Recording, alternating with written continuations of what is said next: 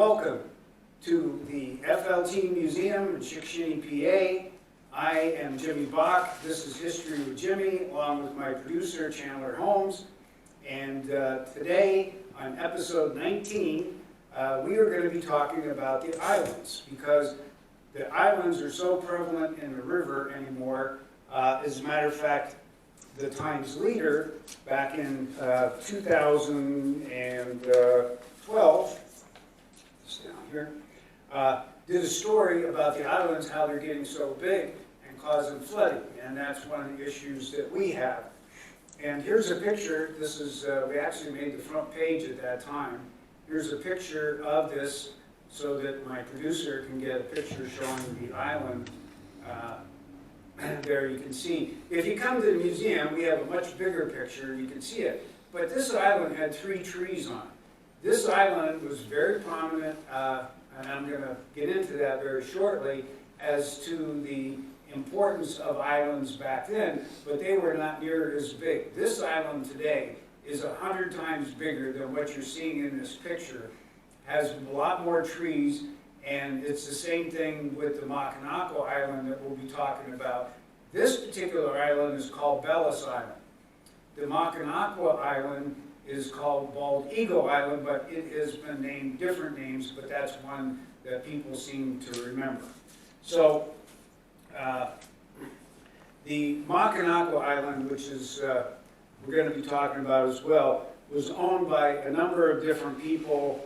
There was people named Heller, Ryman, Smith, Sudall, Walt, Ford, Breakstone, Crostek, and then there's a present owner, I believe a gentleman from Kingston, but I'm not quite sure of his name. So, the islands, before shipping could supply ample food for the local municipalities, people farmed the islands, believe it or not. And they helped to bring food supply to people. And some of the first people to farm the islands were Rhinos. In crossing the river, working the islands, one thing they always had to reckon with was when the ice broke up and the river began flowing downstream. And of course, in the early days, there were no warning that the ice was broken up, and you just see it flowing downstream. Well, this is a pretty interesting story on this. One time, Mame Reinhard and her mother were on the island caring for the farm animals there, when suddenly the river was filled with fast-flowing ice. Mame Reinhard's brother, Ollie Reinhard, heard of the condition of the river and the predicament that his mother and sister were in on the island. So you could just see, here's the river coming up, they're standing on the island with their animals, and they apparently had no way to get off, I assume. They said other people advised Ollie not to attempt to make the trip to the island in a rowboat. But Ollie discarded all advice, and his own thoughts obviously was for his mother and sister. So before he left the shore, many people shook hands with him, thinking, well, maybe he's not coming back, thinking they would never see him again. Ollie rowed down the shore for a distance, then started for the island. He made it to the island through large cakes of ice and helped his mother and sister move the pigs up the steps into the hayloft. So the islands were actually built on at that time. And he saved the cow, although it had to stand in water for quite some time. People talked about his act of bravery for a long time. Another person named Billy Ryman farmed one of the islands, and it was noted for its good crop of watermelon and cantaloupe that grew there. The West End Coal Company, which is the one in Makanako, had a slush chute that would deposit all the refuge and silt in the river, and even the finer grades of coal was dumped through this chute when there was no demand for it. So that was probably like the rice coal that is used a lot today. It just got dumped in the river. And that's another issue, is the river's filling in. If you look every time it rains hard, the river gets muddy, the mud makes the islands get bigger, there's more debris on the islands, and they become dams. And that's what happens with us with the islands here. The The refuge and silt would pile up and extend out beyond the first river's bridge pier. And at that time, there were only 3 piers to support the wooden bridge. Then later, on a heavy rain, the rain washed the silts on the island and destroyed Billy's cantaloupe and watermelon. So guess what happened?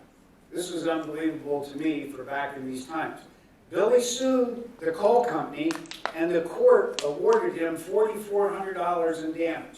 So he must have had some pretty good watermelon and cantaloupes on there, because that was a lot of money back then to go to court in there. The coal company then built a settling field, or a pond, where the silt and fine coal settled, and only the water would continue into the river. Later, this would become valuable and would be used to create heat for steam to generate electricity. The last farming was done, and this is the main part of this episode, was done on the island by Mr. Peter Sudall and a John Serafine. I'm not quite sure if that part is correct. The Peter Sudall is, I'm not sure here. But it ended in death for the men. And I'm going to get into that in the next part of this. But Bald Eagle Island, which is Shickshinny Island, as you're going across the Mock Bridge and you're looking north towards Wilkes-Barre, you will see this island. And believe it or not, a guy by the name of David McDaniels, in 1902, utilized a river island for recreation park. The island is above the bridge and across from the 2 stone quarries, which are the upper end of Shickshinny. Mr. Daniels, listen to this. He had a dance hall, a concession stand, and a motorboat that furnished transportation from shore to the islands.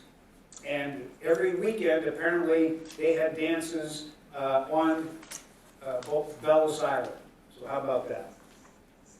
So, getting into the other thing, Susan Schwartz has done some wonderful articles for us from the museum, and we've tried to give her good stories, and she starts out about this one.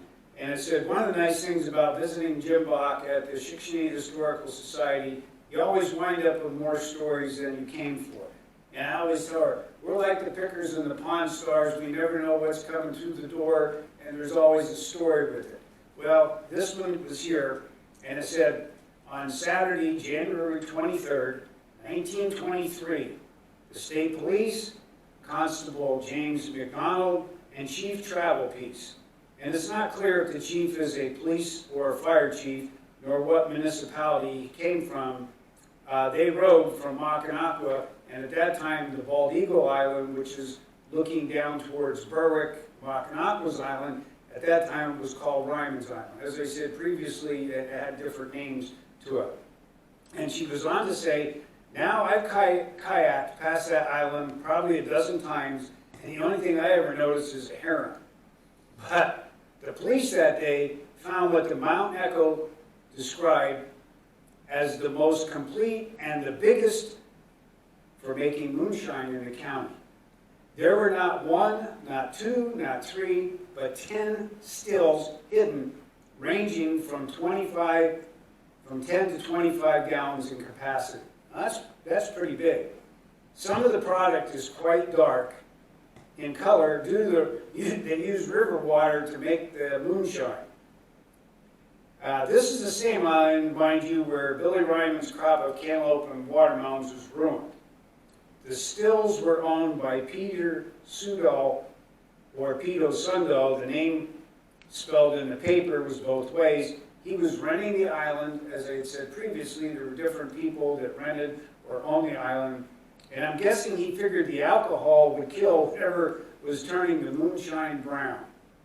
Back at his house in Mackinac, by the way, officers found another large still in his kitchen stove with several quarts of moonshine. Susan goes on to say, I'll never look at that island in the same way again. So after Susan had written that story, and we made the paper, I think it might have been a front page story, someone saw this and read her front beach column, and it said, This is from Mariana Cavallini Lenhart Bloomsburg, daughter of Delphin Cavallini. She goes on to tell Susan in the beginning of this about enjoying reading her Front Street Beat, and it always has different stories on it. So she said the article brought back some great memories long ago, told tales told to me by my grandfather. This is interesting because my family lived on Italy Street in Mackinac in the early 1900s, and my grandfather mentioned the island to me many times. It seems back in the day, there really was an island, was the home of stills. And Poppy would tell me about Prohibition years and going to the island to work on or with the stills. He also mentioned there was a large explosion on the island when one of the stills was allowed to go dry. She said, I bet that shook up Mackinac and Shickshinny residents. Well, life was hard then, and she said most of them were employed by coal mine. My Poppy was the youngest son of a large family. His father, an immigrant from Italy, died when the children were all still in school. And that happened quite a bit back then because of how hard it was to live, and the places where they had to live weren't the best and stuff. So my grandfather volunteered to work in the mines, and he started as a breaker boy. Now, I have talked about the breaker boys, and we are going to do a episode on them at some point in the future because they were an important part of the mines in this area. The older boys were heading into the later years of their education, and schooling was very important to the family. So this is the part that I just find, I don't have words to describe this because I've read so many different stories about this happening back then. It was thought that by allowing Poppy to go to work at a young age, the two older sons could continue their education and graduate.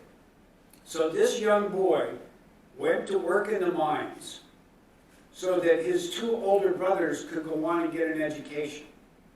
He made a sacrifice to that. He never learned to read, something that brought shame to him.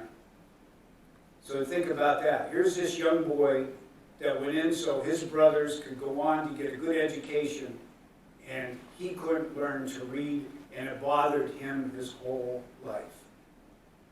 He made sacrifices for his family. The coal mines were hard work, dirty, dangerous, and Poppy endured a cave-in as a youth. Now, just to understand, the miners that worked in there were different nationalities. And we have a book that, if you come to the museum, I will show you. And it was printed in 5 different languages because the Polish people could only speak to the Polish people that they worked with, the Italians could only speak to the Italians, and so on. So nobody could commute with one another because they could only speak or know their own language. So here's a young boy, and it said, back then the workers were either Polish or Italian, as he related the story, so he was the odd man out with a group of trapped miners. Except in this case, he was a child. So you can imagine you had grown men there, and this little boy was there with them. He never slept that night, keeping an eye on the only food left with the group. So imagine, when they went in the mines, maybe they took a sandwich. They didn't think they were going to be there for who knows how long. And if you remember, Chandler and I did an episode on men that were trapped for 5.5 days, of which we have the history here.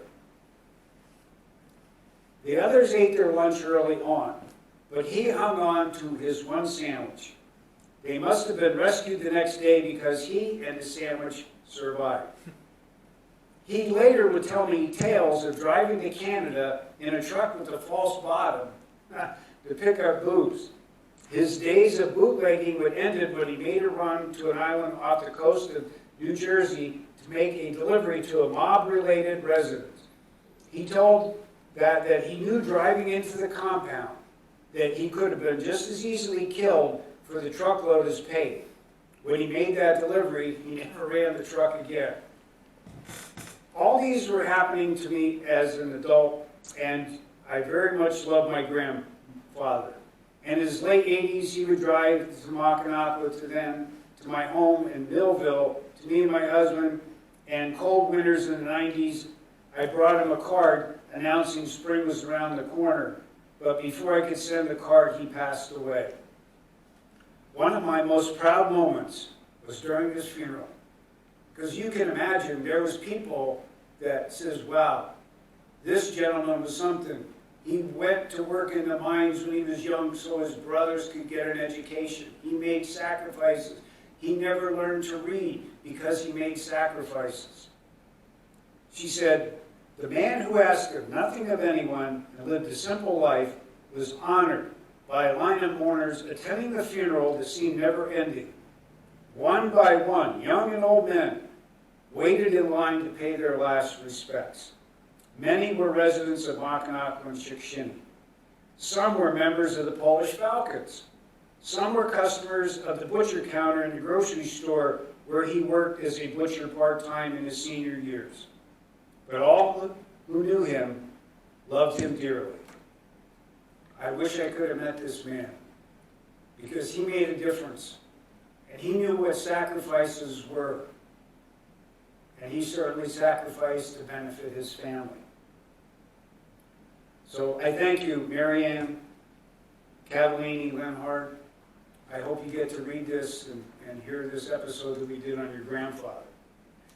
So before we close out this episode, guess about the moonshiners. So Susan found some more information, and thanks to Frank Avina, local historian here, he helped with the information. So Shickshinny Historical had a copy of the Mount Echo article detailing the bust, and that's where she got the story from. The paper almost certainly got the name of the alleged moonshiner wrong. Frank Avina tells me it was probably Peter Sudol who bought the island in 1919 for $500. Back then it was a little bit bigger, enough for a farm. The raid on his alcohol operation was a harboring of much worse things to come. On March 16th, Sudol and his friend John Seraphine, which that was the first name listed, so I guess that's correct as well when I read this, died trying to reach the island because they had a hand-operated ferry boat to rescue farm animals from the rising river. There is actually a cable on the bank till today that this ferry boat was attached to use to go across. One of the pulleys broke free, causing the boat to capsize into the Susquehanna River filled with ice floes. Avina explained. Sudol's body was found 2 months later, caught on a submerged pile driver. The pile driver had been used to build the Shickshinny-Mackinac Bridge. It had just been finished in 1921, but was swept away from the construction site during an earlier flood, Frank said. Seraphine's body was found near the Chesapeake Bay about a year after the ferry failed. Both men were buried in the Polish Roman Catholic Church Cemetery of Mackinac. And according to folklore, Adam Polonsky, a coal miner employed by the West End Coal Company, vowed to find the body of his dear friend Peter Sudol, Frank writes. Sadly, the day Peter's body was discovered, Adam Polanski was killed in a cave-in at the West End's Long Drift Mine, May 29, 1923. He was 39 and is buried just a few yards from Sudol, Frank said. The ferry boat crossed the river near the spot where an eel wall was constructed. You can see that eel wall even today when the river's low. You can see the rusty sections of the cable, as I said, is still on the bank. The bridge was cement, replaced a covered bridge built in the 1880s. The span was destroyed by fire March 2nd, 1919, suspected of arson. So that is one of the stories that tells about the islands. So as we close this episode, episode 20 is going to be very interesting because it's also about Mackinac, And it is about murder and mystery and unsolved murder in Mackinac from 1932. So this is Jimmy Bach along with Chandler Holmes saying thank you for watching. Please click the subscribe and like button and pass this on to your friends. Thank you for watching.